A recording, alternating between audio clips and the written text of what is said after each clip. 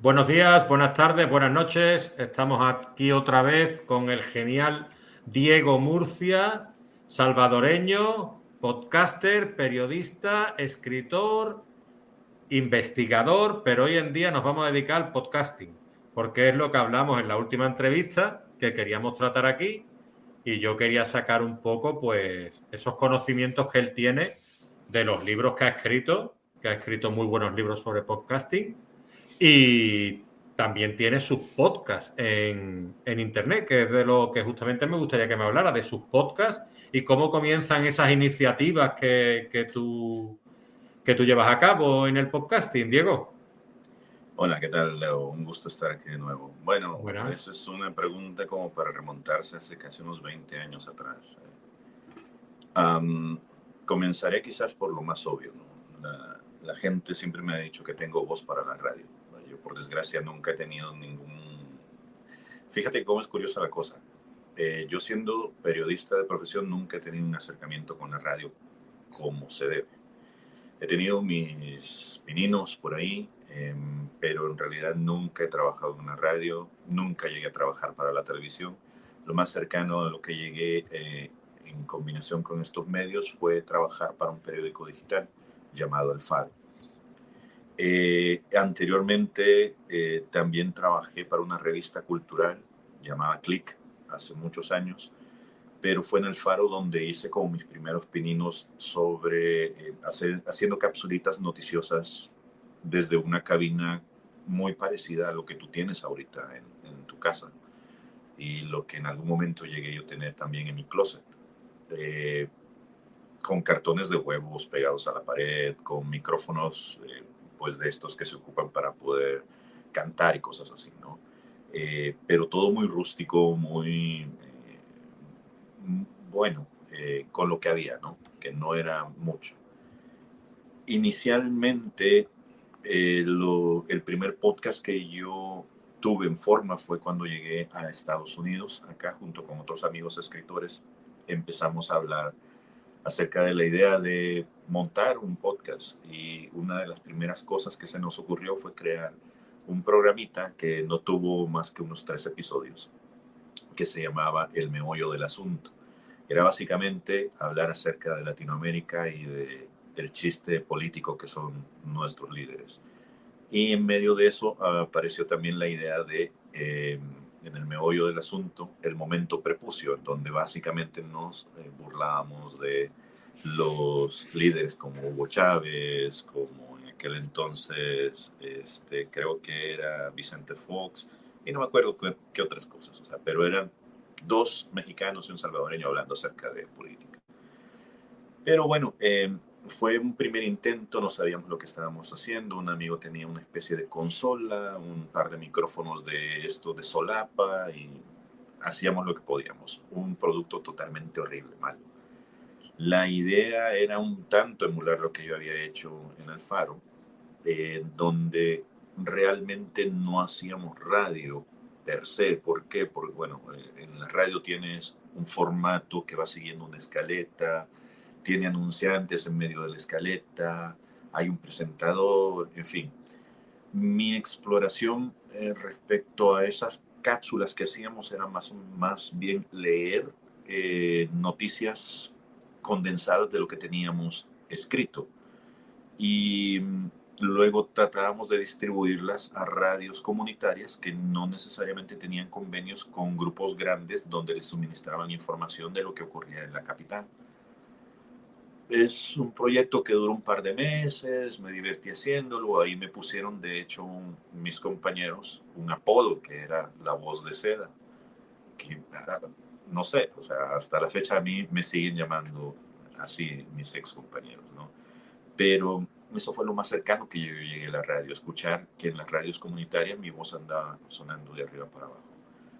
Eh, Más bien en lo que yo me concentré en esa época, porque te explico, el periódico El Faro fue uno de los primeros periódicos en Centroamérica, en El Salvador y posiblemente en Latinoamérica en dedicarse exclusivamente a sacar contenido en la web, videos, audios y textos, muchas fotografías, muchos documentales.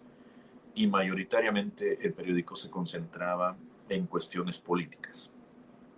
Todo lo que tuviera que ver con cómo nos estaban gobernando terminaba dando ahí. Ahora el periódico se ha convertido en una punta de lanza que, si ustedes van y lo buscan, elfaro.net, es un periódico que se ha convertido en un referente para el periodismo a nivel mundial. Es un periódico que ha incomodado a muchas gentes, tanto que en las últimas ediciones, en los últimos años, muchos de sus periodistas han tenido que salir huyendo del país por problemas que hay políticos en El Salvador. Pero bueno, eso les queda de tarea.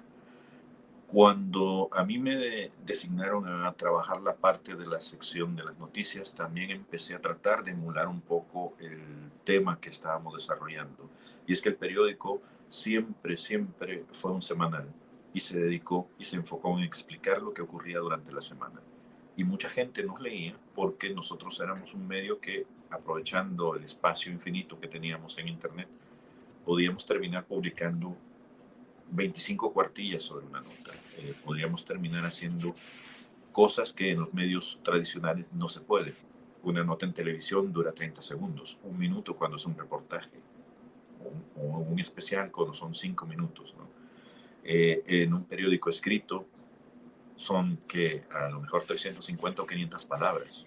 Es muy pequeño el espacio que tienes. En cambio, nosotros podíamos leer algo que tenía mínimo 15,000 palabras para explicar un evento que a muchos les tomaba semanas en contar y a nosotros nos tomaba días, porque estábamos investigando y paseando sobre la misma noticia y sacábamos elementos que a veces otros de los medios replicaban de nosotros.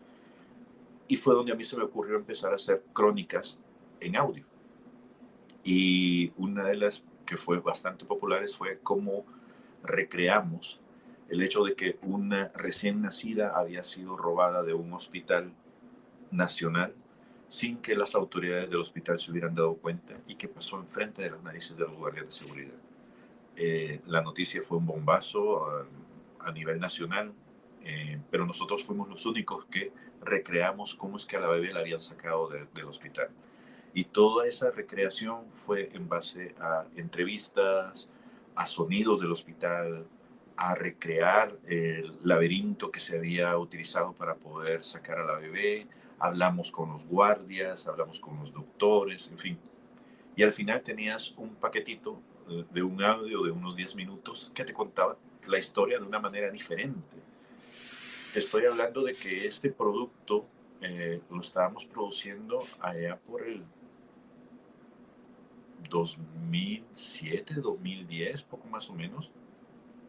La gente no tenía idea del alcance de ese tipo de productos. Era algo bastante novedoso. La gente estaba acostumbrada más a los documentales en video y cosas así por el estilo. Entonces, era una novedad y ni siquiera nosotros sabíamos qué hacer con ello. Mucho de ese material que nosotros hicimos, por desgracia, se perdió. Yo conservo algunas cositas que hice en aquel entonces, pero se perdió. Avanzando en el tiempo, llego yo aquí a Estados Unidos y empiezo otra vez a retomar esto con el meollo del asunto, con el momento prepucio, pero después, por alguna u otra razón, lo dejamos y ya no volvimos a hacer esto. Hasta que yo finalizo la universidad, vine a Estados Unidos a estudiar una maestría. Y aquí se me ocurre que mucha de la información que yo había logrado recopilar a lo largo de 3 años y medio, para mucha gente posiblemente iba a ser demasiado imposible de obtener en su vida. Para que se hagan una idea, cuando yo vine a estudiar acá, esa maestría costaba $35,000. Yo pude obtenerla gracias a un préstamo estudiantil y a que trabajé medio tiempo y que el resto del dinero, casi un 80%, me lo subvencionó una beca. De lo contrario, yo no hubiera podido acceder a la educación que tuve.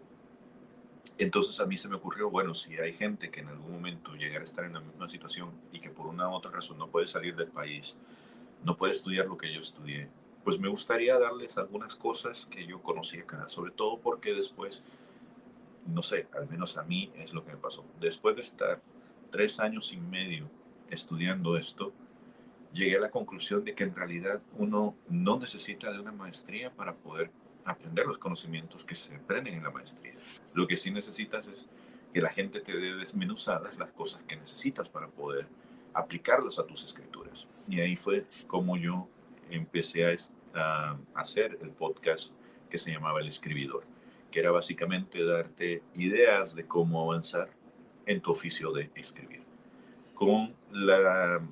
Partiendo desde la idea de que tú ya estás escribiendo, no estás pensándolo, tú ya estás escribiendo. Lo único es que estás buscando una guía para poder convertirte en un mejor escritor. Que irónicamente, esto ocurría ya por el 2013. Irónicamente, nos vamos al 2025 y es lo que hace ahora la IA, la inteligencia artificial. Mucha gente está preocupada porque sus trabajos, yo por ejemplo, trabajo en un call center, creo que en algún momento, dentro de un par de años, voy a ser reemplazado por la IA. Por automatizaciones, por lo que sea. Mucha gente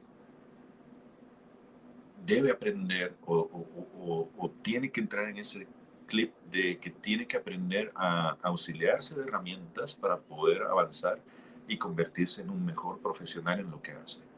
En aquel entonces yo lo que hacía era, tú ya sabes escribir, te estoy dando tips para que lo hagas de una mejor manera y más efectiva. Por ejemplo, en aquel entonces yo recomendaba, toma el teléfono ya tiene la función de poder tomar dictados. Aprende a dictarle a tu teléfono como lo hacían antes los jefes con las secretarias, las taquigrafistas. Y eso requiere de cierta disciplina.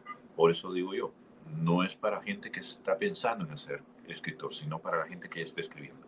Porque escribir requiere de disciplina, requiere de entrar en un mood para poder ponerte a producir letras, pensamientos, historias. Y el hecho de poder dictarle a alguien algo, en este caso tu teléfono, significa que tú ya tienes la idea desarrollada en la cabeza. Porque imagínate nada más estar. Juanito llegó a la correduría, tomó un papel, lo firmó, pasó las siguientes 2 horas haciendo no sé qué. Y si en eso te equivocas, y si tartamudeas, ya te atrasaste en lo que estás haciendo. Entonces, esas técnicas, esas herramientas que te voy mencionando en el podcast son las que yo esperanzaba que en algún momento te iban a ayudar a elevar tu juego, como dicen aquí los gringos, para que tú pudieras ser más efectivo o, como leo, más productivo durante la semana. Porque llegará un momento en donde se te acaben las energías o las ideas para escribir. A mí me ha pasado y creo que a todos los escritores les llega a pasar en algún momento que simplemente hay días en que no se te ocurre nada o estás muy cansado y no tienes ganas de hacerlo. Pero cuando tengas el momento y cuando tengas la inspiración, hay que atacarle como si no hubiera mañana, porque quién sabe si el día de mañana puedas volver a escribir. A mí me sucede, por ejemplo, que yo hay periodos en donde tengo sequías, donde no escribo nada, donde no hago nada. Lo que hago, que es otro de los juegos que hago en el escribidor, es decirle a la gente, nunca pares de escribir. Y escribir no necesariamente implica estar con un lápiz en la mano y una libreta en la otra y estar haciendo anotaciones, que sí es parte del juego. Escribir también significa ponerte a leer, ponerte a ver series, hacer anotaciones de todo lo que vayas viendo que te parezca curioso, que luego lo puedes utilizar en algún trabajo. Pero también el hecho de poder saltar de un género a otro te obliga a nunca dejar de escribir. Por ejemplo, yo cuando siento que estoy demasiado cansado para escribir prosa, me pongo a escribir poesía. Y cuando no me siento con ganas de eso o lo otro, me pongo a ver series. O me pongo a escuchar audiolibros o cosas así. Porque para mí la constancia de la escritura nunca se termina. Siempre ando con una idea acá de que, bueno, esto podría servir para esto, esta historia podría encajar para esto. O de repente se me viene una frase y digo, esto podría servir para el poema que estoy trabajando acá. Y esa era la finalidad con la que yo hice El Escribidor. Después hice otros proyectos más relacionados con eso que han venido básicamente a abonar a lo que yo ya había comenzado haciendo en el Faro. Por ejemplo, terminé dando un par de talleres para periodistas para poder replicar lo que yo había hecho en el Faro. He hecho producciones para universidades en donde también hemos entrevistado a escritores sobre el arte de escribir. Y, en fin, hemos tratado de sacar, bueno, yo he tratado de sacarle el mayor provecho posible para que ese contenido esté allá afuera. Por un lado, yo lo agradezco porque la verdad es una entrada de dinero que viene por algo que me gusta hacer. Por el otro lado, es una pena que yo no me pueda dedicar a eso porque pues tengo que vivir y no me da eso como para poder hacer las cosas. Pues, pero bueno, a lo que voy es que el material está ahí, es de ustedes y ojalá buscándolo con mi nombre, Diego Murcia, podcast, whatever, pues le puedan sacar provecho. Y ya hablé demasiado. Sí, sí, no. A ver, yo he estado siguiéndote en el tema del escribidor, en el tema también de audiolibros que tienes con tu compañera también, en varios de tus podcasts.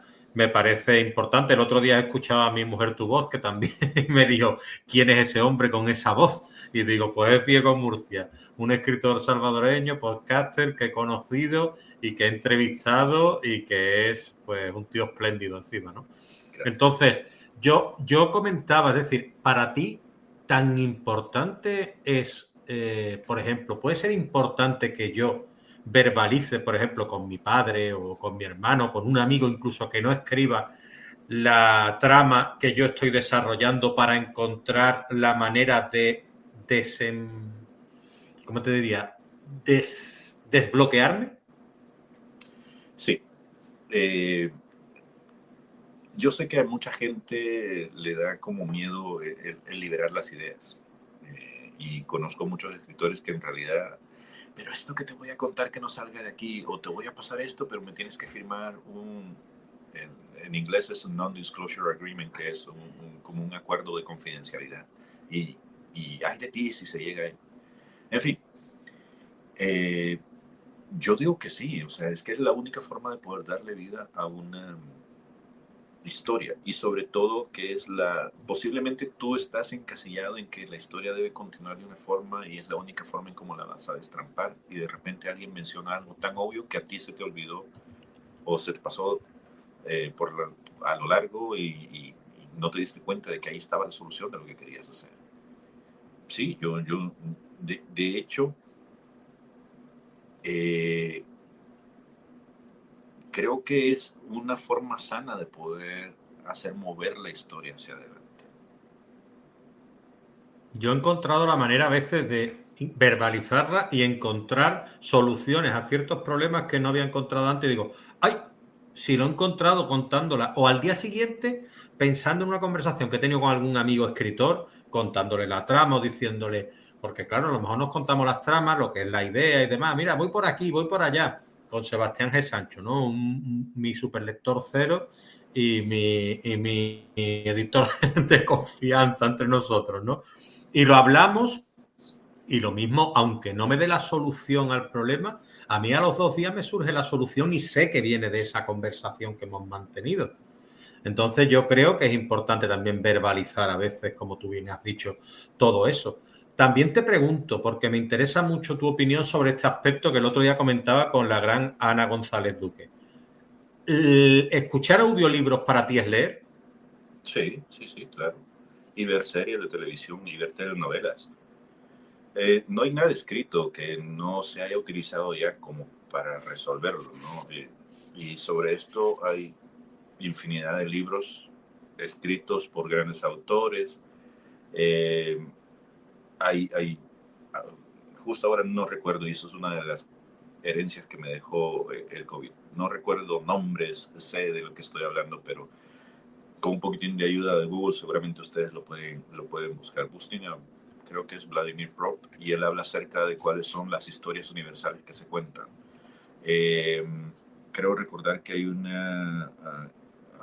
la carta a una señorita, no sé qué, donde Jorge Sí, Luis habla de Borges. la morfología del cuento, es un La, antropólogo y lingüista ruso dedicado al análisis de componentes básicos de los cuentos populares. sí, para identificar sus elementos narrativos, según dice aquí. Exactamente. La verdad es que es una figura interesante. Él no es el único que ha hablado sobre eso, ha habido mucha gente hablando sobre el tema, ¿no? Que hay muchos temas. De hecho, hay un ensayo muy bonito que circula por la web en donde se hace la comparación de Star Wars y el El viaje del Quijote. héroe. El viaje del héroe, el Quijote, sí. Sí. Entonces son paradigmas, son temas que siempre están ahí. Entonces, a lo que voy es con esto. Es interesante ver cómo otros formatos adaptan la manera de la lectura. Yo lo contaba la vez pasada, o sea, y que eso es otra de las cosas que también mencionaba en el escribidor. No hay que tenerle miedo a leer audiolibros de esa manera. O sea, a gente como yo, por ejemplo, yo soy muy distraído. Creo que de alguna manera nunca me lo han diagnosticado, pero de alguna manera tengo el desorden de déficit de atención. Sufro de dislexia. En fin, para mí la lectura a través del audio es muchísimo más efectiva que ponerme a leer los párrafos en texto, pero me encanta leerlos. Y esto a lo mejor tenga que ver con otras cosas de mi infancia y esto, pues por ejemplo, yo cada vez que abro un libro lo huelo y a mí me da olor a comida china. Yo sé que para otra gente posiblemente le da otro tipo de sensaciones, ¿no? Pero a mí eso es lo que me da, oler un libro nuevo, leerlo. Y si es un libro viejo también, porque tiene, no sé, atrapada la esencia de quien lo leyó antes. En fin, el escuchar a mí me ayuda porque me enfoca y eso es lo que me gusta a mí. Y también porque es una manera efectiva para mí de leer rápido. Yo, por ejemplo, envidio a mi esposa. Mi esposa puede leer de un libro de 400 hojas en 2 semanas. Es increíble la capacidad que tiene esa mujer para leer, pero yo no puedo. ¿Por qué? Porque a la medida que voy leyendo las letras, de repente me pierdo y tengo que volver 2 o 3 párrafos porque ya no me acuerdo lo que estaba leyendo. Entonces, los audiolibros sí, son una forma de lectura. Ver series, sobre todo, ¿sabes? Creo que es un cliché decir esto, pues, pero las películas de detectives o de misterios es otra forma. ¿Por qué? Porque así vas aprendiendo acerca de los twists o de los giros que se le tienen que dar a las historias. Aprender a contar las historias de cierta manera, que no sean lineales, te puede servir haciendo uso de estos otros formatos. Tú, con esa voz que tienes para el podcasting, si alguien se quiere dedicar al podcasting, ¿tú recomiendas o sabes si hay técnicas para mejorar o tener la voz aclarada a la hora de tener mejor voz o entrenarla para la hora de ser un mejor locutor? Mira, hay algunas cosas que sí sirven, pero hay un mito aquí en realidad que quizás valdría la pena desmontar. Yo creo que no hay voces feas para hacer esto del podcasting. Eh, Contrario a lo que se piensa, por ejemplo, en el video, que únicamente los modelos pueden aparecer frente a las cámaras, ¿no? Con respecto a las voces, yo creo que cualquier voz es buena siempre y cuando tu contenido sea interesante, todo el mundo te va a escuchar. Lo Perfecto. más curioso del podcasting es que a la mayoría de gente, a mí me pasaba al principio, no le gusta su voz cuando se escucha. Porque una cosa es que tú te la pases hablando día a día y no prestes atención en tu voz, pero cuando ya estás en el mundo del podcast, te empiezas a fijar en cositas tan pequeñas como esto, los audífonos. Y los audífonos son tu primera como crítica o autocrítica hacia cómo hablas. Una de las cosas que yo tuve que aprender fue primero a reconocer mi voz y a gustarme. Porque aun cuando la gente me dice que tengo una voz para esto, a mí hay cosas de mi voz que no me gustan. Como por ejemplo, cuando yo estoy ya muy cansado, tiendo a bajar demasiado el volumen en ciertas palabras y a veces no termino las palabras como deberían ser. También tengo mucho exceso acerca del silbido que sale de mi boca. Y eso no me gusta a mí. Habrá gente que no lo note. Habrá gente que hasta ahorita que yo lo estoy mencionando diré, sí es cierto, sí silba mucho. O, ¿qué otras cosas? A mí una de las cosas que también no me gustan es que yo tiendo a hacer muchas pausas en donde meto demasiadas muletillas, en especial cuando estoy hablando de un tema del que no me siento seguro. Y esto tuve que aprenderlo a la fuerza, o sea, a medida que fuimos haciendo con diferentes personas, podcasts de diferentes temas, perdón, tuvimos que aprender a condicionarnos a tratar de evitar usar muletillas. Por eso es que ahora te puedo lucir esta voz y esta forma de decir las cosas porque trato de no hacerlo. Pero es un pensamiento activo que siempre está a la hora de hablar. Es algo que únicamente va a llegar con práctica. Otra de las cosas, por ejemplo, que tiene que ver con esto, es evitar el uso excesivo de comas. Las comas no se ven, pero tú las puedes escuchar cada vez que haces una pausa indefinida para hacer explicaciones de cosas. Por ejemplo, yo puedo empezar a decirte aquí, pero antes de decirte esto, te quiero comentar que, bueno, no, mejor dejémoslo así. Esto que acabo de hacer, por ejemplo, tuvo comas porque hice bastantes pausas, tuve viretes porque tuve que regresarme a ciertas cosas que no tenían sentido y al final estoy confundiendo a quien me está escuchando porque no sabe en realidad de dónde es que está partiendo la conversación y hacia dónde va. Yo no tengo claridad de lo que estoy diciendo y por ello estoy perdiendo la atención de la gente. Y esto es algo que se valora bastante en el podcasting. El podcasting creo que ha tenido mucha efectividad porque todo esto que te estoy diciendo de alguna forma se va infiriendo a lo largo de los días. A medida que más lo practicas, más te vas haciendo elocuente.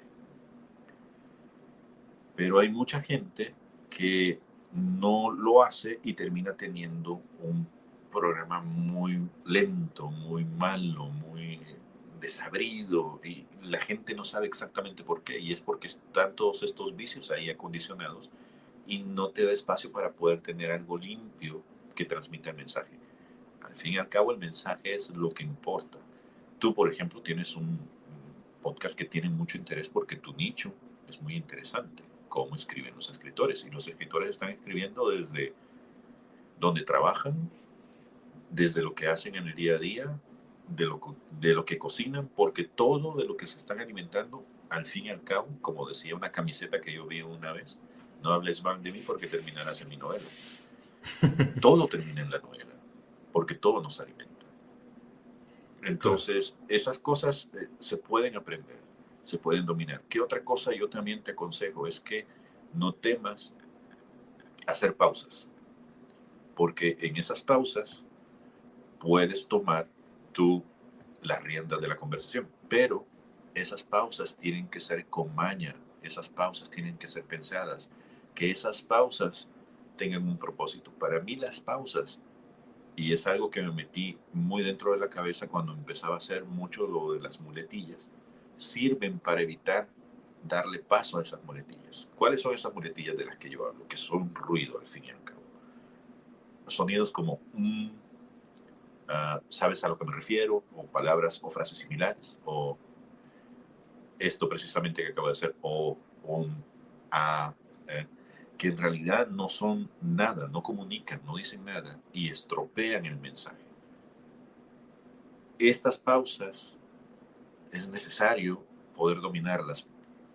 No digo que no las hagas, sino que busques una forma de llevar un ritmo. Y en cuanto logres dominar eso, vas a poder tener una elocuencia que después te va a salir natural. Y sobre todo, tienes que aprender a dominar el tema del que hablas, porque en cuanto empiezas a dudar, pierdes credibilidad. Y esa es otra de las cosas. O sea, el podcasting está lleno de personas que tienen credibilidad porque se especializan en el nicho en el que hay. Por eso tienes podcasts relacionados con hortiflora, con cocina, con libros, con crímenes de bla, bla, bla, con cine, porque la gente es experta en lo que dice y en lo que hace. Si tú no dominas un tema, te va a ser muy difícil poder captar la atención de la gente, porque luego van a decir, no, este no sabe de lo que está hablando. Entonces, esas son cositas que se pueden ir aprendiendo. Con respecto a lo técnico, lo único que yo aconsejaría es que traten en la medida de lo posible, perdón, de tener un buen micrófono.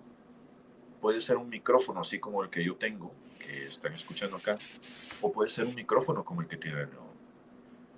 No importa siempre y cuando ustedes se escuchen de manera clara, porque no hay nada más detestable que una persona que se escuche así, o que no se le escuche, o que el audio sea un interruptor innecesario dentro de tu mensaje. Por lo demás, puede ser un micrófono de $100, de $400, la cámara más grande o mejor del mundo que tengan. O sea, yo, por ejemplo, ahorita estoy transmitiendo desde mi celular y estoy conectado a un micrófono que no cuesta más de $60. Eso es lo que basta, pues. Pero si esto más el mensaje no está bien puesto, ahí es donde fallan muchos podcasts. Obviamente, esto está rodeado de otras cosas porque ya tú me dirás, hay una de las cosas que nosotros adolecemos cuando te metes a este mundo del podcast y es que ves cómo los proyectos nacen y a los meses mueren muy rápido. Porque esto, quieras o no, requiere de cierto compromiso. Sí, como la escritura y como muchas cosas que al final, si no, se pierden.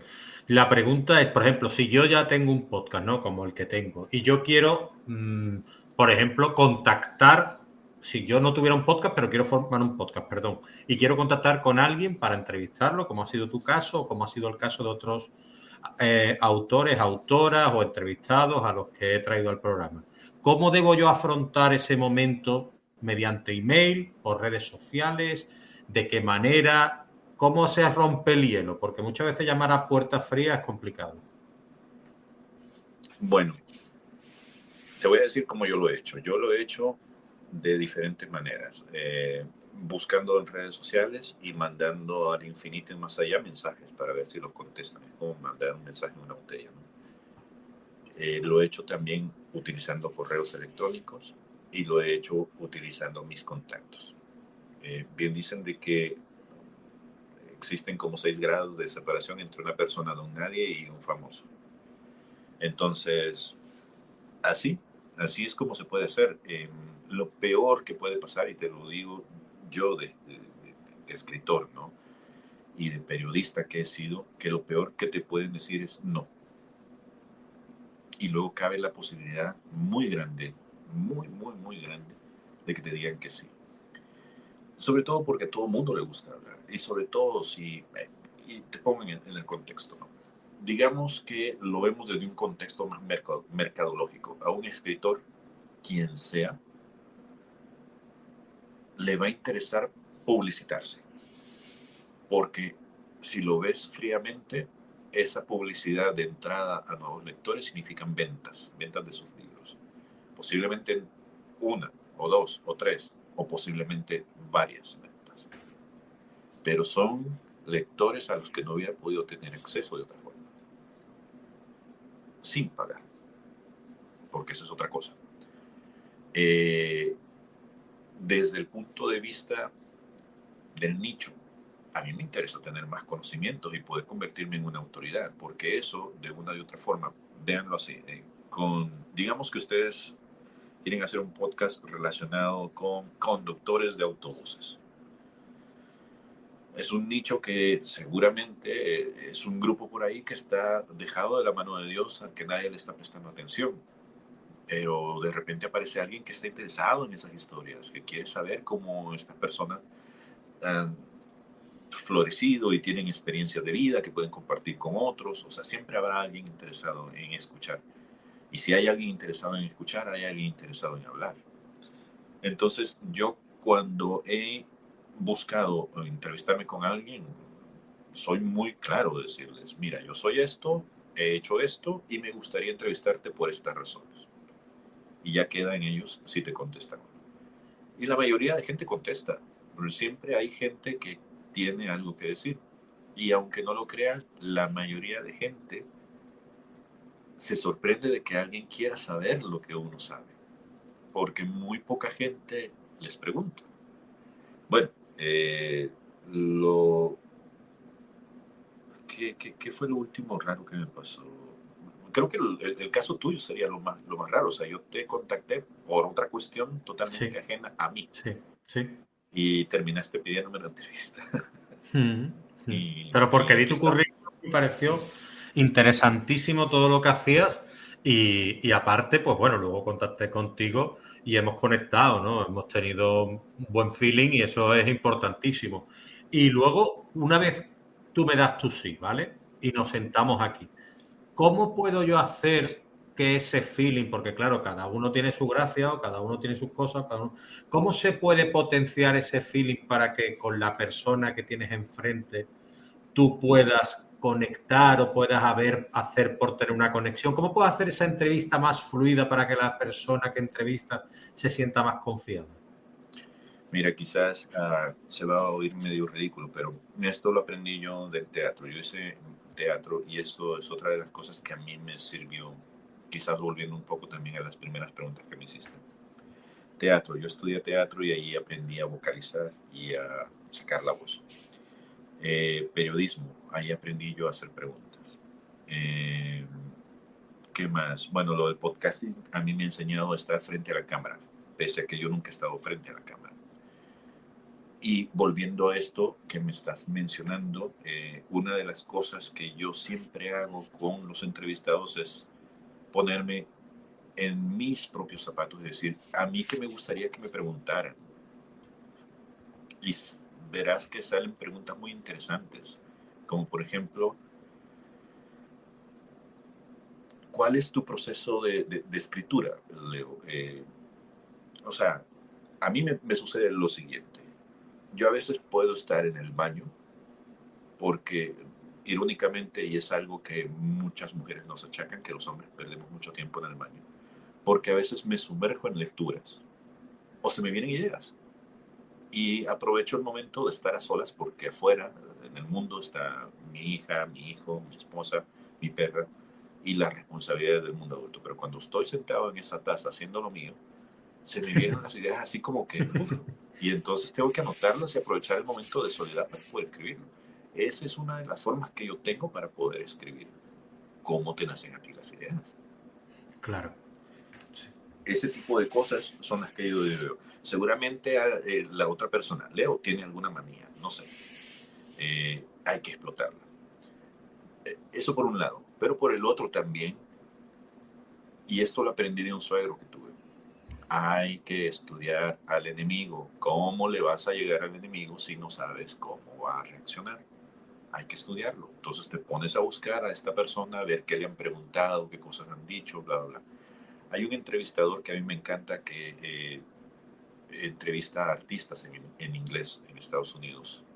Se llama Narwhal. Narwhal. Este entrevistador sorprende mucho a las estrellas así famosísimas porque de repente les pregunta cosas como, por ejemplo, ¿por qué es tan importante el calendario que tienes pegado al refrigerador? ¿Y qué significa esa X que escribiste ahí? Y todo el mundo se le queda así como, ¿cómo sabes eso? ¿Cómo carajo sabes eso? Eso no lo saben más que 2 o 3 personas en mi vida. Y eso es algo que a mí me gusta mucho de ese entrevistador, porque eso significa que él está comprometido con lo que quiere hacer y va más allá de las preguntas de, ah, bien, Leo, entonces eres escritor. ¿Qué se siente escribir? Seguramente esa pregunta te la han hecho millones de veces y Claro. no estás ofreciendo nada nuevo. Sin embargo, si tú le dices, bueno, Leo, ¿qué papel ha jugado el ser calvo en tu vida? ¿Tienes personajes calvos?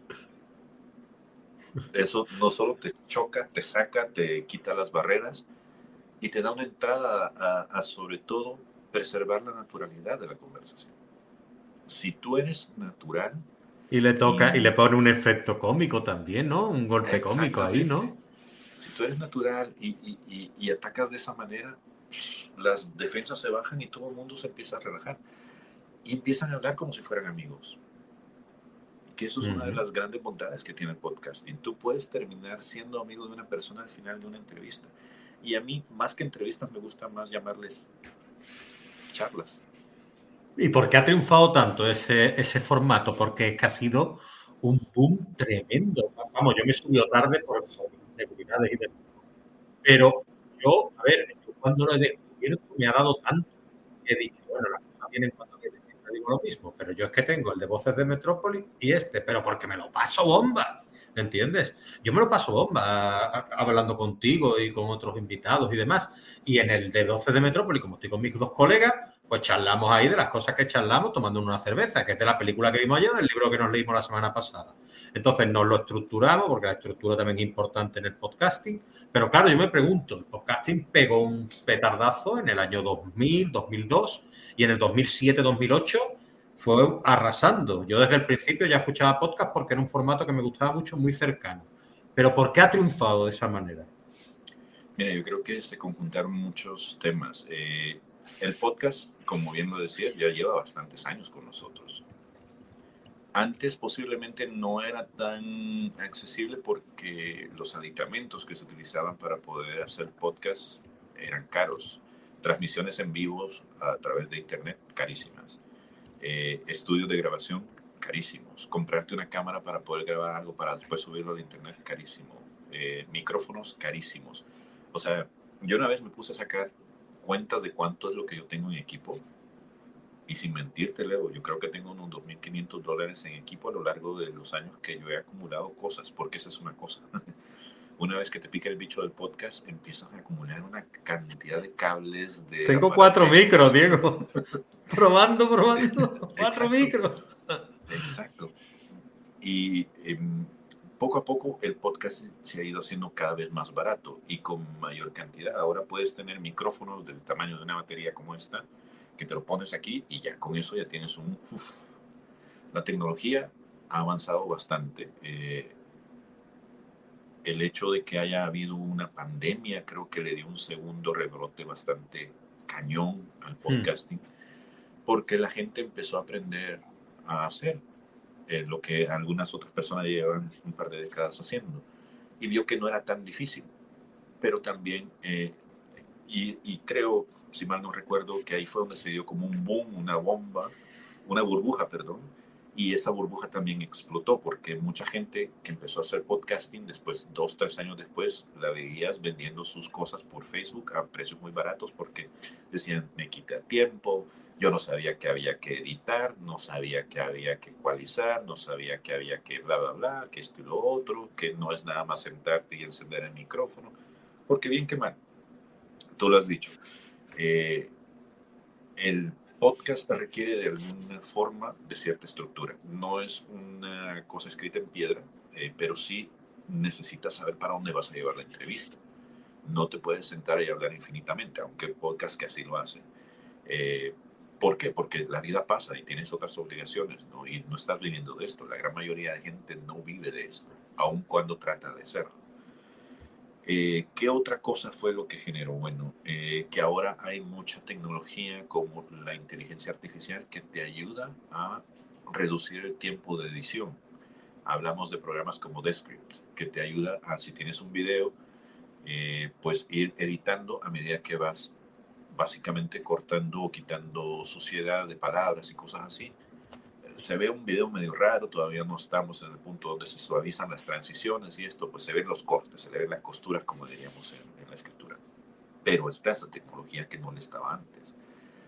La edición, por ejemplo, de un audio mal hecho, que a mí antes me tomaba, creo que el cálculo era más o menos 1 minuto, equivale a 10 minutos de trabajo de edición. Sí, eso decías tú en tu podcast, sí. Sí. Ahora eso posiblemente se reduzca, híjole, muchísimo más, quizás a 2 o 3 minutos por la inteligencia artificial que está haciendo la gran mayoría de esto. Porque, por ejemplo, ya no tienes que ecualizar, ya no tienes que limpiar el sonido de background que hay. Por ejemplo, aquí yo tengo un ventilador andando, pero el micrófono que yo tengo tiene la capacidad de poder filtrar ese ruido y el sonido final no es tan grande. Pero con la inteligencia artificial, por ejemplo, Adobe tiene un programa que se llama Adobe Enhance, se escribe con H, Enhance. Enhance. Sí, que eso te da, por ejemplo, 30 minutos, si mal no recuerdo, de poder subir un audio de esa longitud ahí y te entrega un audio pristino, muy bonito, con un sonido como si lo hubieras grabado en un estudio profesional. Y eso te quita un montón de tiempo. Ahora, tienes que escribir notas para el show. Busca los hashtags o los tags o las marcas estas que te sirven para que otros te encuentren.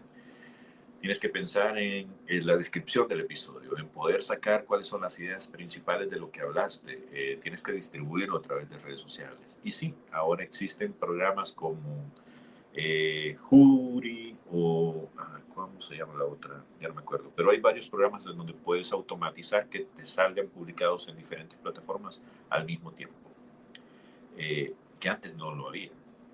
Ese tipo de cosas es lo que creo yo que ha contribuido a la popularidad. Y lo otro es que, tengo un amigo que él dice que todo el mundo ahora puede hacer un podcast. Eso no significa que todo el mundo debería hacer un podcast. Pero está la versatilidad de que como no hay restricciones, tú puedes hacer tu propio podcast de lo que sea, y es por ahora libre. Lo único que falta en esa ecuación es que la gran cantidad de contenido digital que se crea no es proporcional a la cantidad de dinero que entra. Por ejemplo, Spotify, Google, no a todos nos paga. Y cuando nos paga es una miseria. Yo por mis podcasts creo que lo más que he ganado han sido como $20. Pero ellos seguramente en patrocinios que meten en medio de cada uno de los podcasts se llevan a la bolsa muchísimo más que eso. Pero bueno, son cosas que todavía le faltan en la ecuación. Creo que eso es lo que ha hecho que esto sea tan popular. Mencióname algunos de los programas así más populares que sean versiones libres o más económicas o gratuitas incluso, que se puedan usar para llevar a cabo un podcast y que tengas una edición respetable. A mí siempre me ha encantado, bueno, yo comencé curiosamente editando audio en Sony Vegas. Sony Vegas es un programa que te sirve para editar video, pero la opción que tenía para poder hacer ediciones de audio era muy buena. Me gusta muchísimo ese, pero como yo siempre fui como le llaman en mi país, un estudiambre, es decir, que no tenía dinero, me moría de hambre, me fui por Audacity. Audacity es una maravilla de programa libre, open source, que lo puedes descargar y lo puedes poner a funcionar en cualquier computadora, ya sea Linux, Mac o PC. Yo lo tengo en las tres. Y sus versiones han ido mejorando a lo largo del tiempo, tanto de que a veces se le ponen mucho a la par como a programas que son de pago, como Audition. Hindenburg, que es otro que se supone que es especial para periodistas, que tienen algunas cosas así muy, muy chulas, como por ejemplo, tú metes un audio y ya te lo saca ecualizado, sin que tú hagas nada. Pero bueno, Audacity. Audacity tiene la gran ventaja de que como es muy popular, hay muchos tutoriales por todos lados. O sea, si tú te quieres aprender a ecualizar algo, en español, en inglés, en francés, en cualquier idioma, vas y pones cómo ecualizar un audio.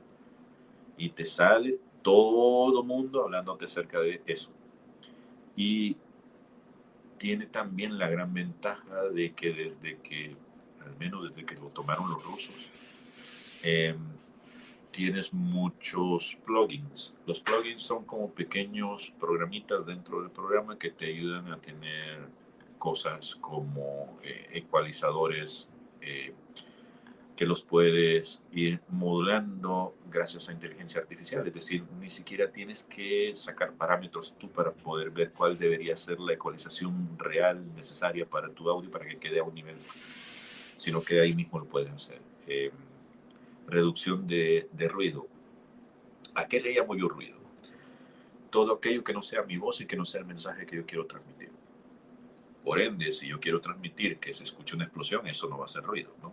Pero, por ejemplo, Ruido puede ser el sonido de los ventiladores o del refrigerador que está ahí atrás. Ruido puede ser el vecino que anda allá gritando con el perro que se le escapó.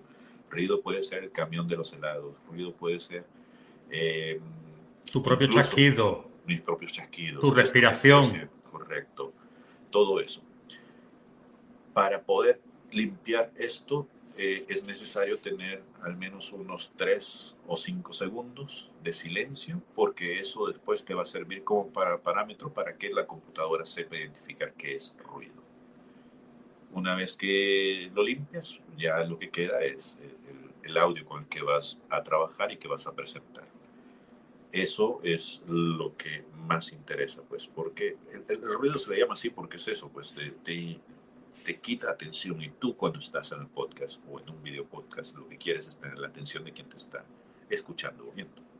Eso Yo te voy a recomendar, o sea, yo te voy a secundar y voy a recomendar también Audacity porque es una herramienta tremenda para, en relación calidad-precio, que el precio es gratuito, es un pepino. Es decir, va como un tiro. Y aparte, yo lo que voy a hacer ahora es recomendar, obviamente, tu libro, porque aquí tenemos a Diego Murcia, que ha escrito varios libros, es decir, algunos como Martín Letona, que es uno de sus seudónimos, que ha escrito, por ejemplo, con una novela noir, publicada con la editorial Abismos, que se llama Memoria Periodística. Ha escrito también Cómo escribir para la web, un libro que me he leído y lo tenéis reseñado en el blog, mi experiencia como escritor.com. Paranormalidades, que es un libro que también he comenzado a leer, que se llama Crónicas apócrifas de Ciudad Juárez, que también es un libro interesante que habla de eso, de relatos relacionados con Ciudad de Juárez.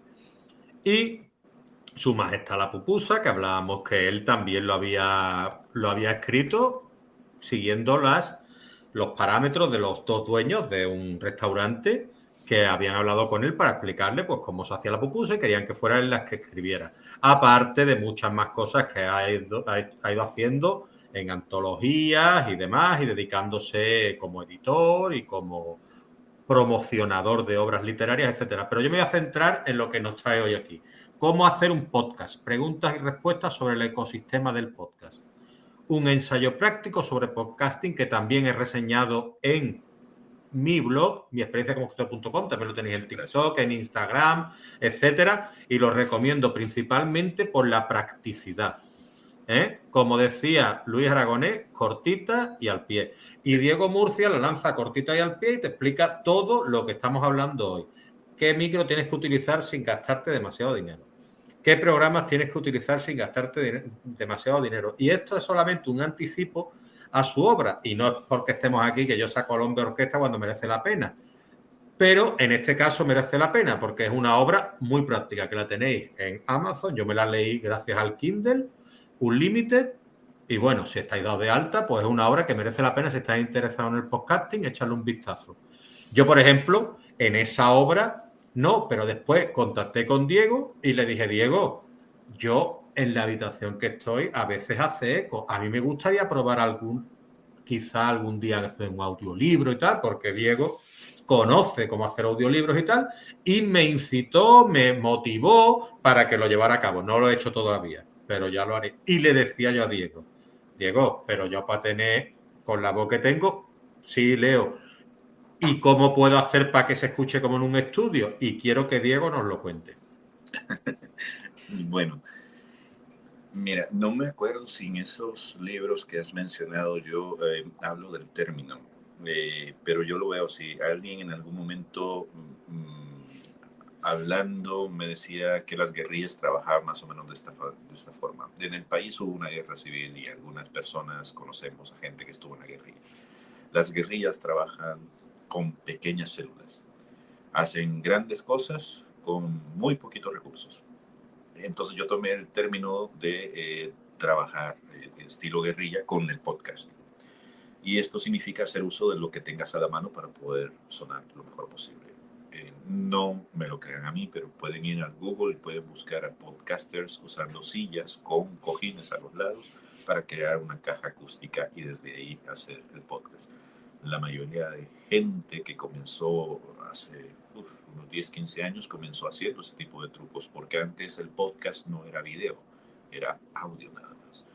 Y es una buena forma para poder hacer un podcast. Pero luego te aparecen situaciones en donde alguien quiere hacer un comercial, quiere leer un libro, quiere narrar una obra. Hay muchos podcasts ahora que son sobre narraciones, escritores que, por cierto, yo tengo uno que se llama Crónicas de Nada, donde tengo muchos cuentos radiofonizados a la vieja usanza de la radio antes, que se han hecho en closets.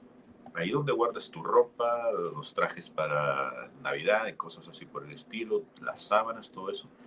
Eso lo que hace es que el sonido se queda atrapado y no rebota tanto y te evita el, el eco, el reverb que le llaman, que es de diferentes maneras. El eco puede ser que todo se oiga como si estuvieras en una capilla. El eco puede ser también que yo esté hablando y mi voz se repita 2 veces. El eco puede ser que se escuche como cavernosa mi voz. En fin, eso puede ser el eco. Pero al grabar desde un espacio donde hay muchos elementos, donde el sonido quede atrapado o golpee y no rebote, puedes tener un buen sonido como de cabina de radio. Y el closet es un lugar perfecto para eso. Armarios, guardarropas. Sí, eso, perfecto. Y que Sí, sí. antiguamente se utilizaban, si no me equivoco, o tú lo habrás visto porque yo lo he visto. Y tú entiendo que más o menos, si no mal no recuerdo, tienes miedo. Y no sé si en Salvador o allí donde estás tú en Ciudad Juárez y demás, los grupos antes ponían cartones de huevos Ah, sí, sí, sí. que simulaban lo que era, y la ropa también simulaba, tragaba mucha acústica y era como insonorizar a lo casero, vamos. Es correcto. Eso, los sacos también, bueno, no sé cómo le llamarán ustedes, los sacos donde se guarda el maíz o el Sí, trigo, sí, sacos. también eso se pone en las paredes. Bueno, ahora ya no es necesario, digo, ahora gracias a cosas como Temu o Alibaba, pues ya puedes comprarte esas esponjas que se pueden pegar. Sí. En fin, pero bueno, si no tienes los recursos, el closet, el ropero, el armario, una caja acústica natural que tienes ahí. Eso sí, eviten irse al baño. Es lo peor que pueden hacer. Si se van donde está la regadera y está la taza del baño, eso es lo peor, porque ahí no hay cómo hacer que la voz no rebote. Y yo he visto gente que graba desde ahí y es, ¿cómo decirlo? Si están tratando de hacer un producto profesional sin que se noten las costuras, no lo hagan desde el baño. Váyanse mejor al closet.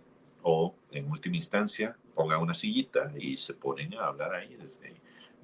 Ahora ya la cosa ha evolucionado. Ahora ya hay gente que ha construido sus propias cajas acústicas. Hay, por un precio módico de creo que 2.500 euros puedes comprarte una cajita acústica donde puedes grabar esto, pues, pero me parece excesivo. ¿No?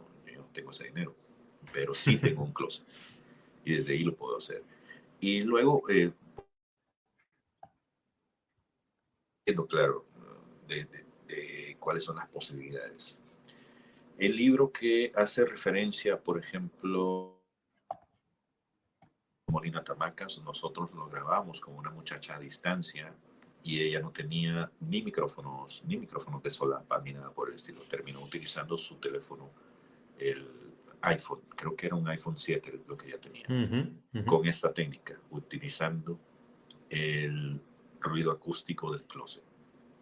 Si ustedes no tienen para comprarse un micrófono, el teléfono, todo el mundo tiene un teléfono, es una buena opción. Y existen programas como el Adobe Enhance que les estaba mencionando. Hay otro programa que se llama Levelator, se escribe Levelator, que lo que hace es que todo mundo habla de una manera, pero en algún momento tenemos exabruptos. Y eso significa que habrá picos donde la voz se escuche muy alta o muy baja. Lo que hace Levelator o Levelator es ponértelo todo al mismo nivel de acústica. Y con eso pues pueden armar sus primeros trabajos semiprofesionales.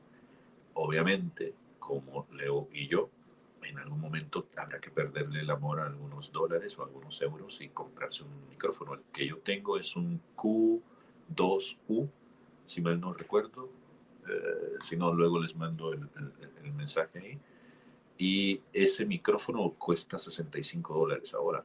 Cuando yo lo compré costaba 50. Pero tengo también un amigo que se va a las casas de empeño y ahí ha encontrado reliquias muy buenas a muy buen precio. Entonces, esos micrófonos están hechos precisamente para este tipo de trabajos y si no quieren, pues hacerlo del closet con una habitación que esté en silencio y un micrófono como estos, pues pueden hacer cosas muy bonitas. El mío JBL, que está bien y yo lo uso, cuesta 40 y tantos euros, tampoco se va muy por los aires y tú lo que vas a hacer lo vas a hacer con pasión y lo vas a hacer con ganas y es lo que tú dices, en sitios de oportunidades, en tiendas de oportunidades que hoy en día están muy a la mano, lugares de segunda mano de gente que se encapricha o que quizá haya dejado de hacer eso porque no tiene tiempo o porque ha pasado a tener algo más elevado. Se pueden encontrar cosas realmente interesantes que digas tú, ostras, este precio merece mucho la pena. Y bueno, y hablando de eso, pues yo lo único ya, Diego, es la última pregunta que te iba a hacer es, si yo quisiera hacer un podcast y no me atreviera, como me ha pasado durante muchos años, tú, con el arte que tienes, ¿qué me dirías tú de decir, Diego, es que no, bicha, es que yo no sirvo para... No, tengo ganas, pero no. ¿Tú qué me dirías para que yo quizás me lanzase o si ves que soy una persona que puedo hacerlo? Mira, te diría lo mismo que a mí me dijeron cuando yo asistí a un taller, a uno de mis primeros talleres de escritura con un escritor que hoy ya está en el infinito, Rafael Mengíbar. Yo a él le mostré la semilla de lo que fue mi tesis, que en ese entonces era una especie de cuento. Ese cuento después se convirtió en una novela que fue con lo que yo me gradué, ya estando aquí en El Paso, en Estados Unidos, en la maestría. Esa tesis, si quieren, la pueden buscar. Yo espero alguna vez poderla encontrar en una casa editorial. Se llama Todas las muertes de Lázaro. El cuento contaba la historia de cómo una persona llamada Lázaro, que podríamos suponer que es el famoso señor que hace mención Jesús en la Biblia, nunca ha podido morirse y sigue vivo entre nosotros.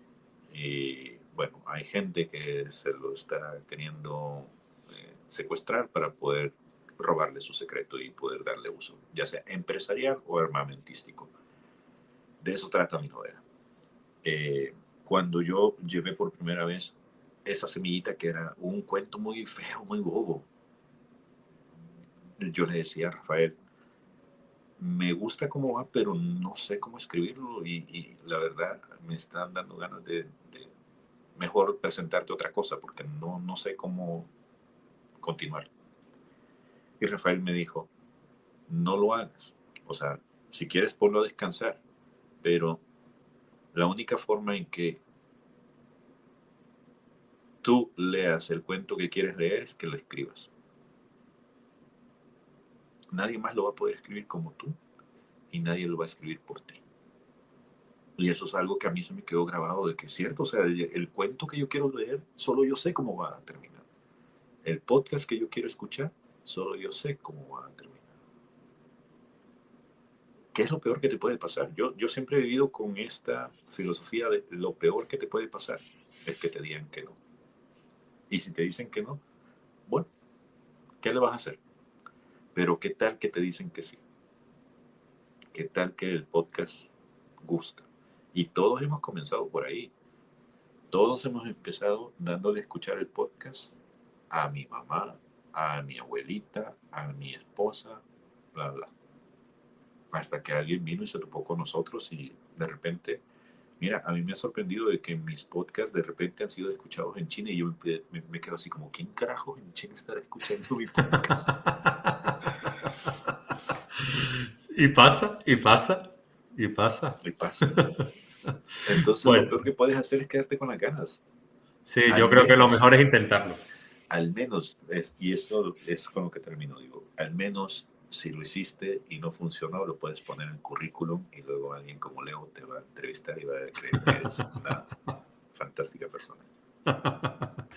Muchísimas gracias, Diego. Y me despido de ti hoy con la amenaza y el deseo de que vengas dentro de unas semanas a hablarnos de cómo hacer audiolibros, ¿vale? Yo te lanzo el guante, tú te lo piensas y si vuelves es que ha sido que sí y dejamos este cliffhanger así a ver qué ocurre. ¿Te parece? Vale, me parece. Venga, pues un abrazo y seguimos en contacto, ¿vale? Vale, un Venga, gusto. muchas gracias. Besitos. Abrazo, cuídate. Hasta luego. Cuídate.